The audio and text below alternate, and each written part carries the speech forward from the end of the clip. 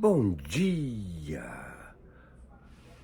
Neste 6 de novembro, vamos falar um pouquinho sobre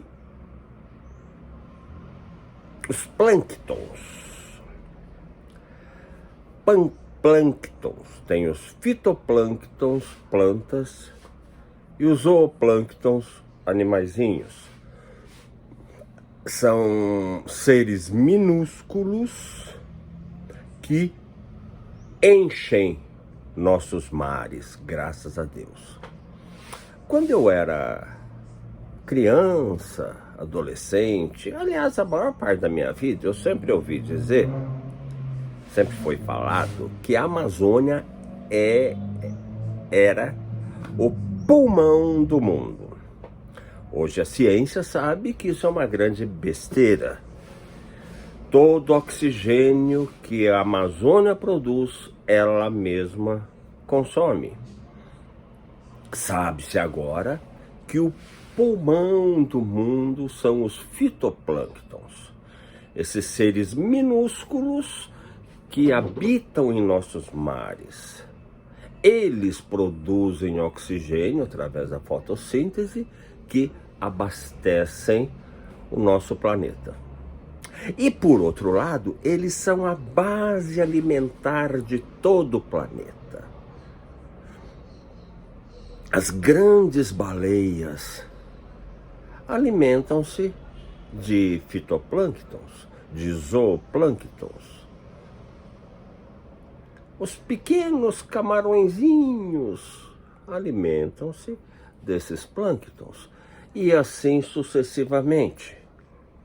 Na cadeia alimentar, um come o outro. Saímos do alimento, que é o plâncton, e chegamos aos grandes peixes e grandes mamíferos aquáticos. Na Terra é a mesma coisa. Acho maravilhoso ver a briga, a luta pela sobrevivência entre os animais, desde os insetos até os grandes mamíferos. Vamos pegar o Serengeti na África, aquelas planícies maravilhosas sem fim, cheia de capim, de mato, que serve de alimento aos grandes e pequenos mamíferos vegetarianos. Aquelas manadas de gnus que chegam a ter mais de 1 milhão de animais, fazendo a viagem anual deles, que vão e voltam atrás de água e de alimento, determinado pelas chuvas e pelas secas. Nessa caminhada, eles vão defecando. Ou seja, eles vão fertilizando o Serengeti. Se não fossem eles nessa caminhada, a vida vegetal do Serengeti já estaria extinta. Isso vale para o Serengeti, para qualquer lugar do mundo. Se não houver fertilização na terra, ela não produzirá nada. Se ela não produzir nada, não haverá vida naquele lugar.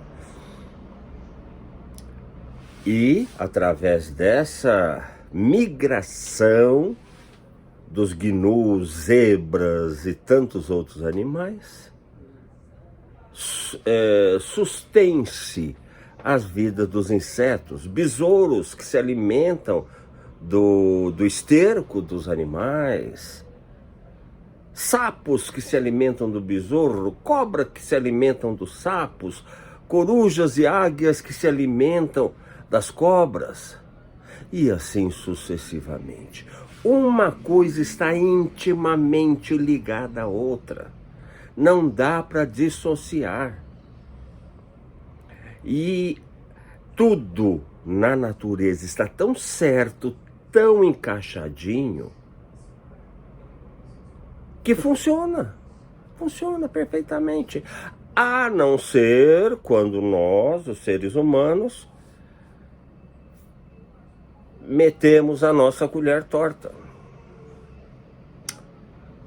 Por exemplo, Austrália, foi feito muito desastre ecológico na Austrália por causa disso.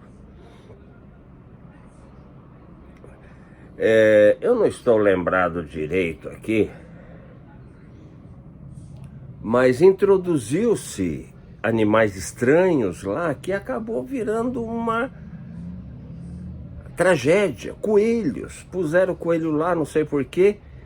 Hoje não se dá conta de acabar com o coelho que acabam com as plantações. Sapos, o sapo cururu foi inserido lá na Austrália para dar fim a alguma praga, alguma coisa lá, e o próprio sapo cururu venenoso virou uma praga. Peixes começaram a se alimentar desses sapos, animais, e estão morrendo. E assim sucessivamente. Existe uma piadinha, e ela é séria, ela é engraçada, mas é coisa séria, que diz o seguinte: acabem com as corujas e o mundo terminará sufocado pelas cobras. Acabem com as cobras, então o mundo terminará sufocado em sapos. Então vamos acabar com os sapos. O mundo acabará sufocado em besouros. Não, então acabamos com os besouros.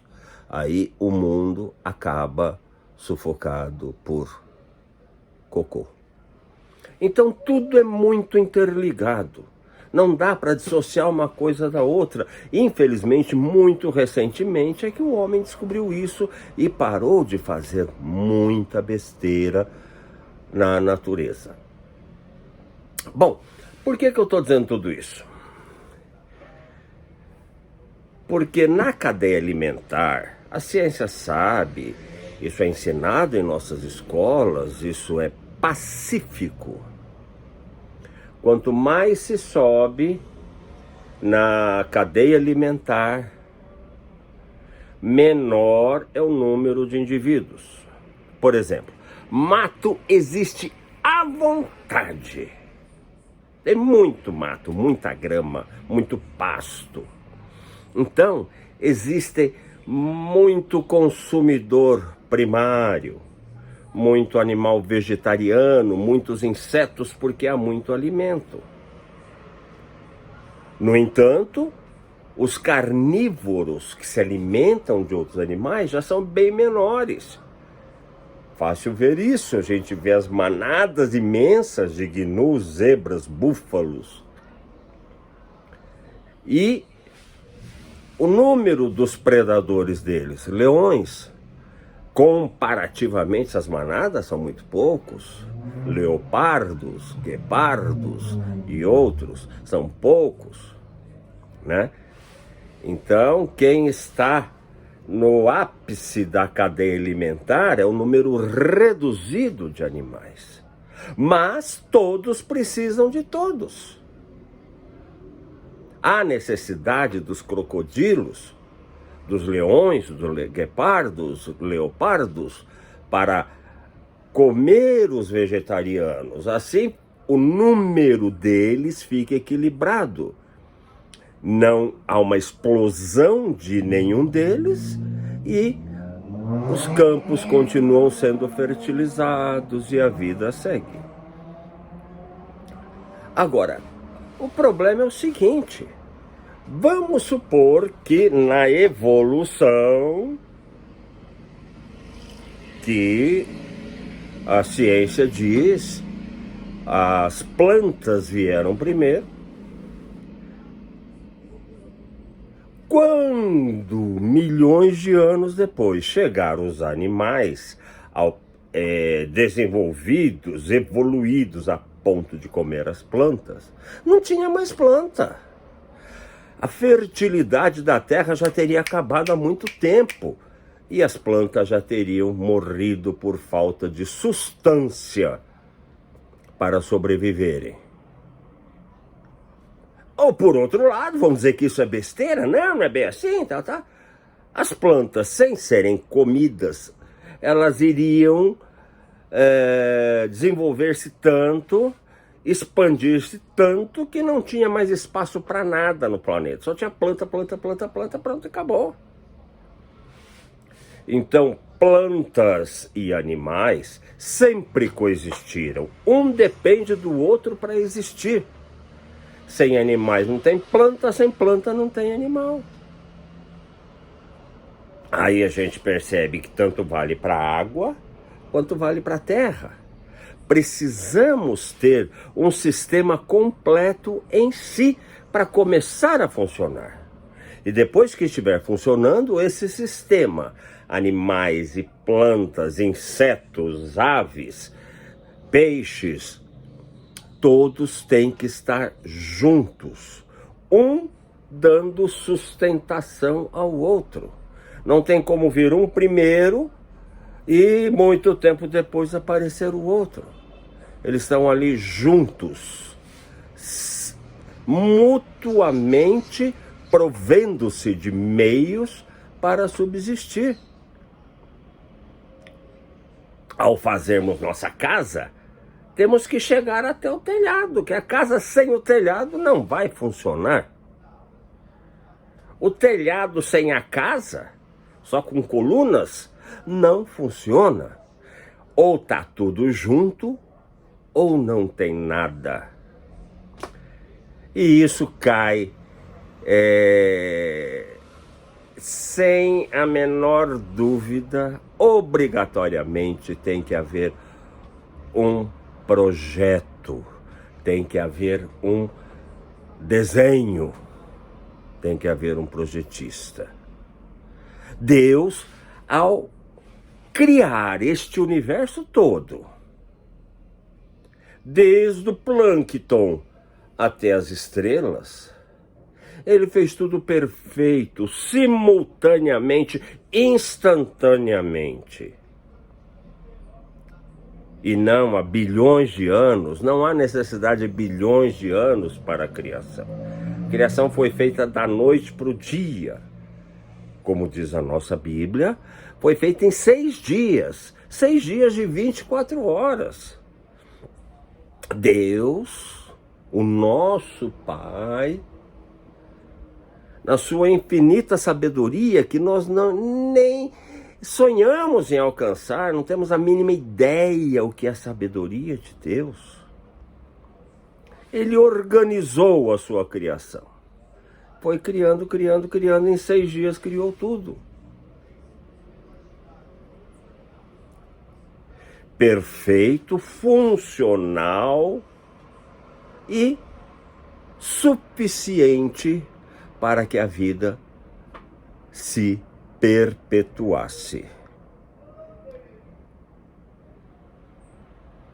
Essa é a nossa visão, é o nosso entendimento do cristão, daquele que tem em Deus a sua fonte de vida, em Jesus a sua única possibilidade de paz e salvação. A ciência, com algumas coisas ela concorda, com outras coisas não. A Bíblia não é um livro de ciência, de antropologia, de genética, de biologia, não. A Bíblia é a base para essas ciências. Até hoje, não há nada na ciência que contradiga a Bíblia. Por exemplo, um exemplo já antigo, mas é bastante válido, diziam que Abraão não existiu, porque a cidade de Ur, que a Bíblia cita, não existiu. Porque lá onde a Bíblia diz que ficava Ur, não tinha coisa nenhuma. Cansaram de escavar e procurar e não acharam nada. Eu não lembro exatamente onde é que é, a margem do Tigre ou do Eufrates, parece que é do Eufrates. Descobriu-se que o Eufrates estava secando ou mudando alguns centímetros por ano. Aí calcularam, nesses anos de Abraão até aquela data, a distância que o rio mudou calcularam, foram então naquela distância, escavaram e acharam Ur. Então, comprovou-se a veracidade, o acerto bíblico quanto à história de Abraão. Né? Mais recentemente estão sendo feitas descobertas lá em Israel, nas escavações, já se comprovou bastante recentemente a existência de diversos reis, Ezequias, Davi. Acharam referências, símbolos, escritos que informam Davi, casa de Davi e assim por diante. E a Bíblia não tem a pretensão de ser ciência. A Bíblia tem a pretensão e a Bíblia é o nosso manual do fabricante. Ok? Então, não há conflito entre a ciência e a Bíblia, a não ser quando a ciência teima em dizer que a Bíblia é um conto da carochinha. Sejamos todos muito abençoados, continuemos alertas para não cairmos em armadilhas que diariamente são colocadas diante de nós, através da televisão, dos noticiários, das redes sociais. Sejam muito abençoados, em nome de Jesus.